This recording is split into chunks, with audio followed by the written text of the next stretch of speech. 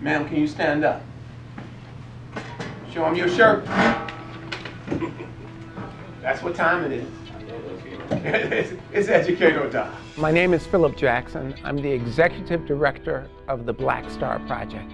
But more than that, I'm the man who walks around with this shirt that says educate or die. Unless we take control of the education that is going into the minds of the young people, there's a good chance we're going to do the latter, that we're going to die. I went to an event at the University of Chicago this past weekend. I went into the event and I saw 8 people wearing the shirt that said educate or die. I didn't even know them.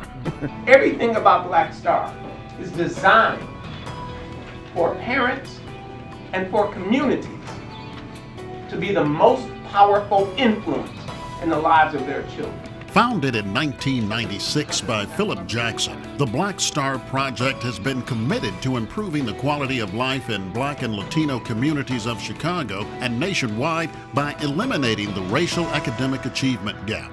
We started the BlackStar Project 14 years ago. The BlackStar Project today is one of the best parent development organizations in the country. We teach parents to be great parents. Your son is whatever image you project to him. So I want you to project a positive image to your son. It doesn't matter really how much more money you spend in schools. It doesn't matter really how much more qualified teachers get. If you want to move the ball fast, if you want to make dramatic, substantial, qualitative increases in student performance and achievement, you gotta get the parents involved. Chicago Public Schools resumed session Tuesday morning, and fathers were there to bang the drum slowly for the Million Father March. This is a movement where we encourage fathers to take the children to school on the first day. My name is Bruce Walker. I am the project manager for the Million Father March. With the Million Father March this year, we were in 609 cities, and we had over 800,000 men take their children to school. Throughout the year, we find out that in the schools, when men are present at schools, the gangs are most likely to be there to recruit children. It is so, so important for fathers and men to be in the educational and social developmental lives of their children. Fathers understand, once they understand how important that they are in their children's education and the well-being of their children, they have a more sense of urgency to protect their children. Children do better in school. They have better attendance, better grade point average, better grades. They're less likely to get involved in fights and gangs and negative behaviors and drugs simply from a father or a father figure. It doesn't always have to be a biological father, but someone who's willing to step into that role. With this movement of the Million Father March, it actually gives them an opportunity to get involved. Now, from that point on, we thought this year, since we've had such a success, that we would take it another step further, and now we're trying to create father clubs into the schools all over the country. All right, and you heard a little bit about Mr. Campbell and what we'll be doing today. In our homes, in our communities, in our city, there's a lot of things that are broken. My name is Stuart Scott, and I am the mentoring coordinator. My name is Christopher Helm. I am the program coordinator for the BlackStar's Warrior, Healer, Scholar mentoring program. Warrior, Scholars, Healers. Just to break down Warrior, Healer, Scholar. We teach these young boys to be warriors, and a lot of people say, oh, you want to teach them to fight. We're trying to build warriors in the school, not warriors to fight or anything like that. Fighting physically is the lowest form of fighting. That's what desperate people do.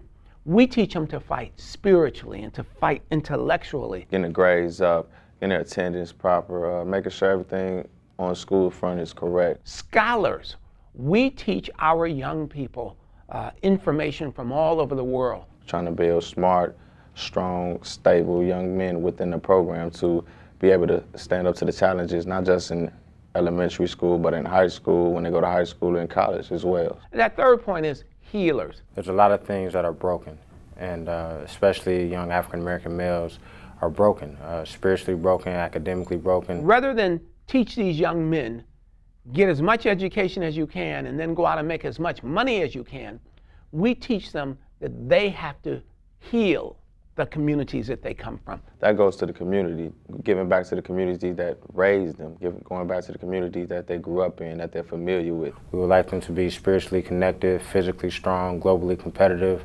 academically fierce. They have to be the difference makers in those communities. So they can create families and communities that are strong, that are viable, and that are trustworthy, that can really, put something positive back into the communities in which they live. So we're the BlackStar Project Warriors, Scholars, and Healers Mentor Program. I don't know of another program like that. Even recognizing the importance of money in education, Jackson gives us a different perspective on funding and objectives. We absolutely understand that you need money in order to pay the bills. But money is not the driving force behind what we do. Money is important, and we do teach our young people entrepreneurship. We teach our young people that you are your job.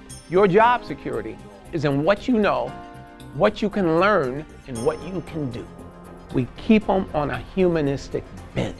So it's not how much money I can make, it's how many lives can I change, how many people can I help. That's how we count our progress. I want to be a nurse. I want to be a doctor. How come? Because I would like to help somebody in need. I've seen the movie, the very popular movie, Waiting for Superman. And I actually had a chance to speak on a panel about the movie yesterday. I told an audience of about 600 people. Superman! Today we're waiting for Superman. Last week we were waiting for Batman. A month ago we were waiting for Spider-Man. A year ago we were waiting for the Lone Ranger. 5 years ago we were waiting for the Cisco Kid. 10 years ago we were waiting for Mighty Mouse. We've got to stop waiting. Superman is not coming. So you think that most of the kids here are getting a crappy education right now? Oh, I don't think they are. I know they are. I said, if this movie really impacted you, you've got to go into that school, walk into that principal's office and say, I am Superman. I am here. Let's get it on. Superman are these Latino mamas from Whittier School. They camped out for 44 days in a outbuilding, and they kept that building, and they said, until this building becomes a library, we're not going to leave it. And now they have a $2 million library. Those women are Supermen. This is their fight. This is a fight for the lives and minds and spirits of their children. And that's a fight that I want parents to get in.